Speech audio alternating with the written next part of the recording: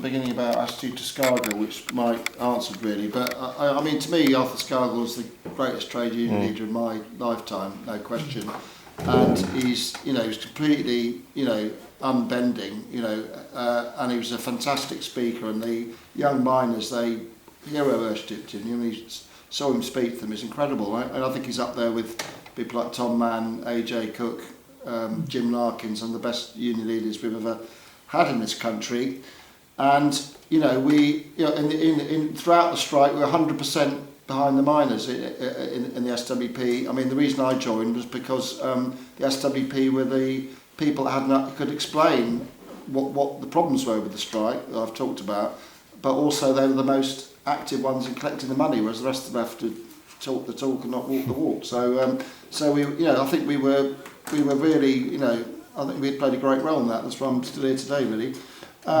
But you have to also say that he's a trade union bureaucrat by 1984. He played a great role, like I think Mike said, in the Barnsley Forum in the 60s. He played a great role in 72 and 74 when he was an area official. But he really was a prisoner of the bureaucracy by the 84-85 strike, and that was one of the problems with the structure of the NUM, that the people like Jack Taylor in Yorkshire and Mick McGahey in Scotland, these people were undermining him at every turn. Mick McGahey was a member of the Communist Party, so was Kim Thingbybob in Wales that organised the Back to Work agreement. Kim Howells. These people were they're supposed to be on the left, and they were undermining him at every turn. And I think we did criticise Scargill. I remember it was very difficult to criticise. I remember somebody walking out in an SWP meeting because we were daring to criticise Scargill. But I mean, the thing is, he was a prisoner of bureaucracy, and that's because of his. He had come out of the Young Communist League. He had been came from a Stalinist background. He was in the Labour Party by the 80s, but his politics were those of Stalinism, and that meant that their strategy for changing the unions was winning the leadership, not building. Despite his own fantastic practical experience of building the rank and file, his role at Saltley Gates, it was Scargill that went and spoke at the, like I said, at the engineering district committee, and basically ordered them to come out and strike. Fantastic guy. He did understand the power of the rank and file, but he was ultimately he was a left bureaucrat. And I don't want to. I mean, people like the woman I've totally forgotten has just been elected as leader of the UCU. They're not fit to tie his bootlaces. They're not even fit to do that. But they're but it's the same problem. These are people who are elected, left-wing leaders, come up with all the rhetoric. And when it came to it, they sold out the strike. Mr. Scargill did not do that, it's true, but nonetheless, with even the most brilliant left-wing leaders, that if your way of changing things is taking over the top of the union rather than building the rank and file, you're building on sand, really, and that's the tragedy of Scargill, really. We did 100% defend him when there was disgraceful attacks by Roger Windsor, who was the NUM treasurer, who turned out to be an MI5 agent, and they were saying that Scargill was corrupt. And there's a bloke at my union branch whose brother was a miner, and he's obsessed with this kind of mansion that Scargill had next to the M1. I mean, but it was complete bollocks. And we produced a special edition of Socialist Worker, blowing it all apart. And actually, this guy Chris, he apologised to me later. Some of the things he said about Scargill, he realised it was complete crap. But we were 100% behind that. Special edition of the paper. There were rallies that we helped to organise with Scargill and Peter Heathfield. Kind of going on too long, but anyway. So I think we had that for and against position, and I think it's a bit harsh maybe to compare Scargill with Kevin Courtney and the woman's name I've again forgotten.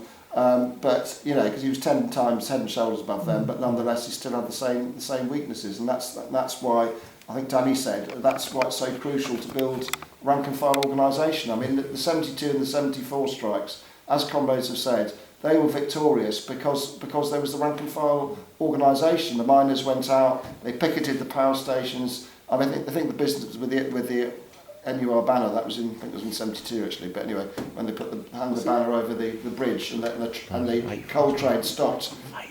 Yeah, it was.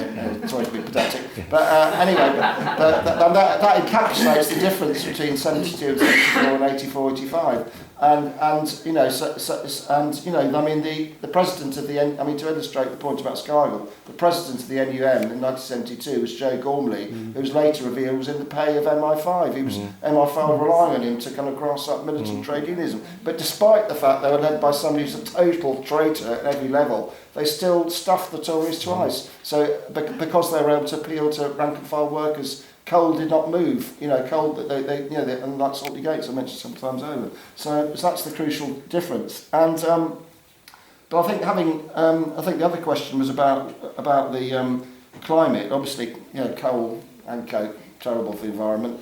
But Thatcher's reason for taking on the NUM wasn't because she wanted to save the planet. I'm sorry, but it was out to smash the most militant section of the working class, and that sort of struggle. We know exactly what side we're on. But you know, but I mean, what we would argue is that there should be a just transition. Obviously, we don't want the. I mean, obviously Britain doesn't produce coal anymore, but I mean, coal is still used in power stations, and you know, what we would argue is a just transition where workers' skills are used to produce power with clean power that doesn't damage the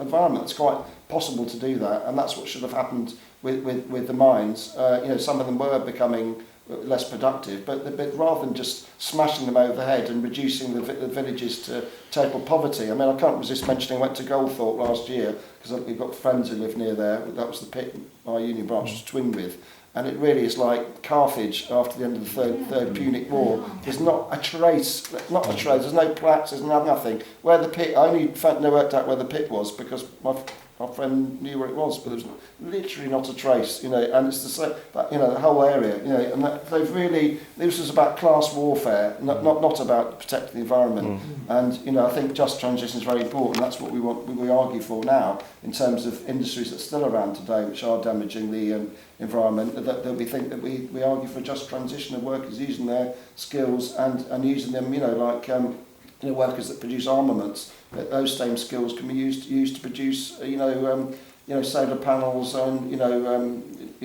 wind turbines, all that kind of stuff. So that was what we'd argue about in that situation today. And I think probably going on too long, but I just think it's really important to emphasise that despite all the problems that we talked about, that strike still could have won in 84-85, despite all the objective difficulties, despite the fact that there wasn't the solidarity there, because there was a lot of solidarity, but it was passive. By and large, I mentioned the vast amounts of money raised. Lots of people busted the gut to try and support the strike throughout, who weren't in the pits. And I think, you know, we have to come back to the fact it was sold out by the union leaders. The union leaders stabbed in the back at every turn, despite what they said publicly. Neil Kinnock was a total traitor. You know, this was an embarrassment to him, this strike, despite coming from South Wales, because he was trying to move the Labour Party to the right. And Arthur Scargill and the spectre of militant trades unions was exactly the sort of thing he was trying to smash.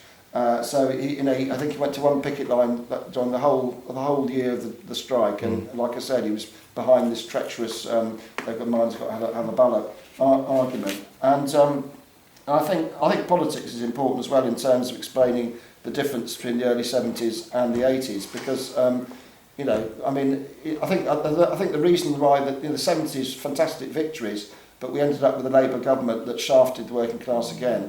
And I think the role of we've talked about the Labour Party and the trade unions, I think the role of the Communist Party, you can't avoid that either, because the Communist Party was the dominant force on the left.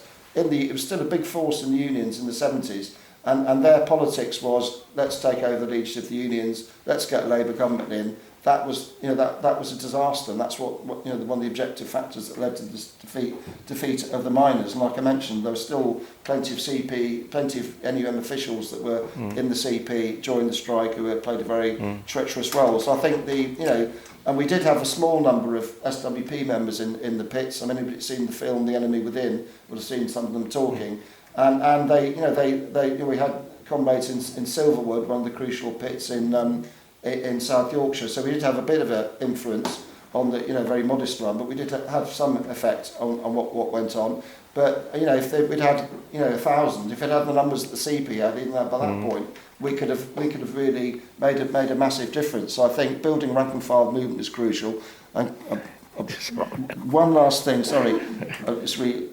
Just quickly say, I just think what Janet said about the effect of the strikes last year.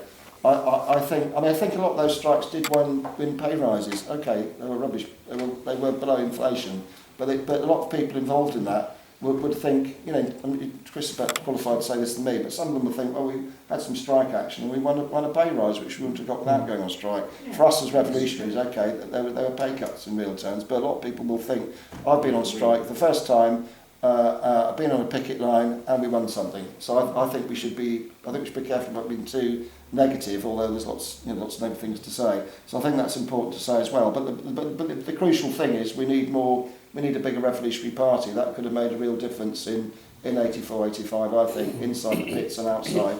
And it's the same today. I mean, Dean asked how do we turn strikers into revolutionaries. Well, we can't magically do it because workers' change in consciousness on a mass scale comes through mass struggle, them seeing their own strength for themselves. No amount of what we do can change that overnight. But the bigger we are, the quicker that change can be, and the easier it is for workers in large numbers to learn the right lessons from their experiences, rather not the wrong ones, as so many people learnt wrongly from the miners' defeat. So that's it. Okay, thank you, Danny.